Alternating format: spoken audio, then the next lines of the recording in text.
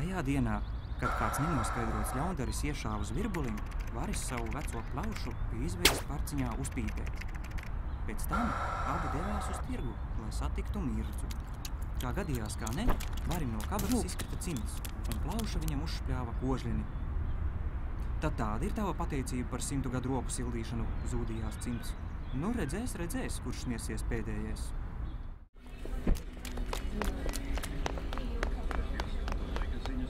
Atstājis plaušu pie notekcaurulēm, Varis devās uz krējumu steņu.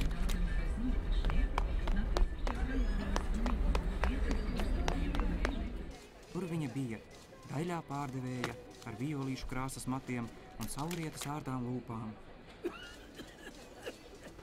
Viņa pārdeva krējumu burkās un dažādu ierīču tālvadības pultis.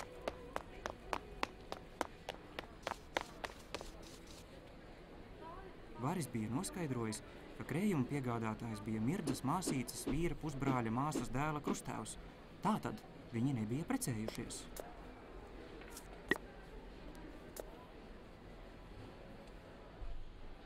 Varis vēl brīdi minstinājās, jo nevarēja izlemt, kā labāk uzrunāt daļo būtni.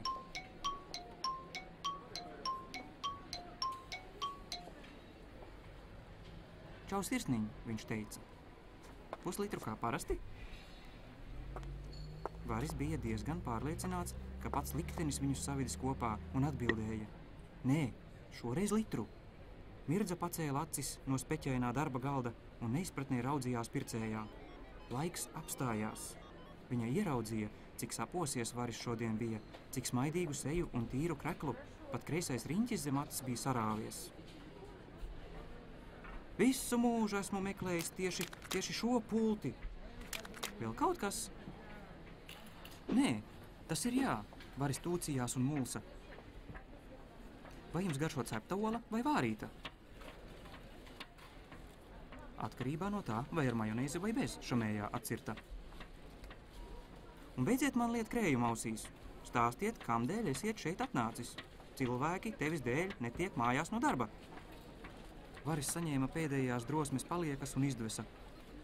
Varbūt aizējam uz picēriju. Šodien Vilma nestrādā, tāpēc risks atrast picā matus būs ļoti minimāls.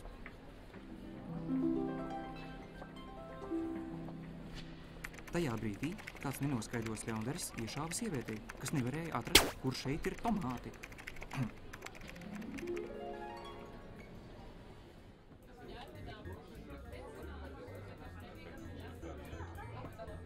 Pāris kvartālus tālāk, picērijā, pūces likdā vienmēr silti, jau tika klāti galdi, un dzīve kūsāja.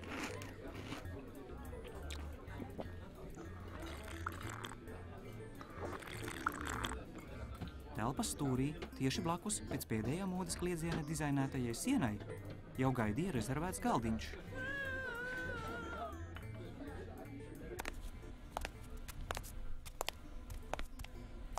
Varis un Mirdza jau tuvojās picērijai, kad Varis pēkšņi atcerējās, kā aizmirsis plaušu, kas piesieta pie notekcaurulēm.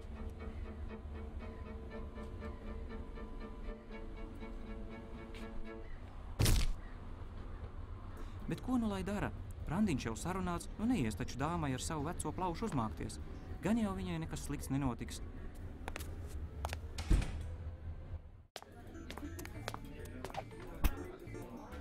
Taču restorānā priekšā jau sēdēja cimds, kam pielipusi zaļā kožļene. Varis nepajokam satrūkās, taču cimds, vecais dūrainis, tikai šķelmīgi nosmīnēja.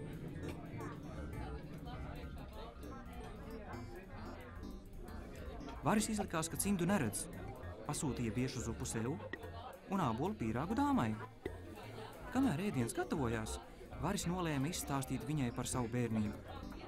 Viņš izstāstīja visu.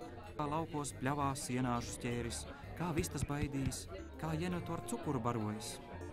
Varis centās runāt pēc iespējas vairāk, lai nesanāktu mulsinošā klusuma pauze. Mirdza tikai klausījās un klausījās, smaidīja un plikšķināja acis. Viņa bija uzklājusi jauno teleskopu maskaras skropstu tušu. Skropstu tuša teleskopu! Un izskatījās neatvairāmi.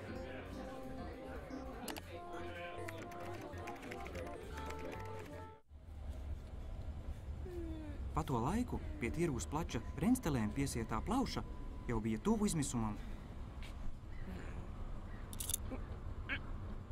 Vaimanādama un asarām acīs viņa pārgrauza notekcauruli.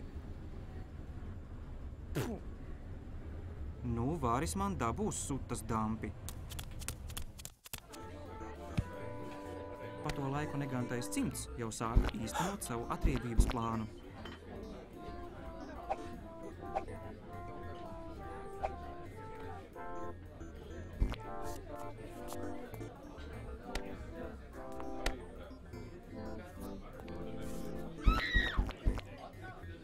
Jo vairāk varis mēģināja pretoties, jo vairāk iepiņķerējās kožļanē.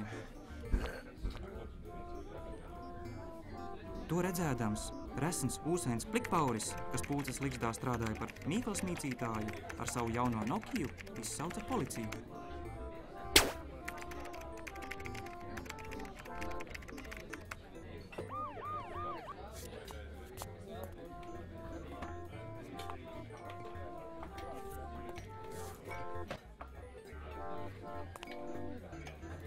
Noskaidrojis lietas būtību, policista kungs visu smalki pierakstīja un devās prom, jo, diemžēl, neko šādā situācijā līdzēt nevar.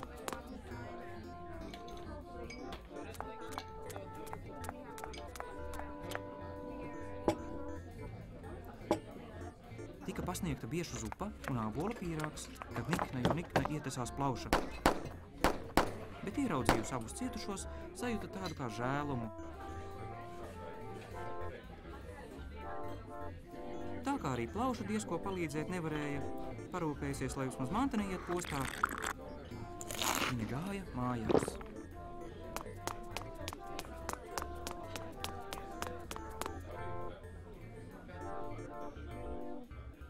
Tā arī varis ar Mirdu salipuši notupēja līdz rītam, kamēr ieradās apkopēja un visu satīrīja.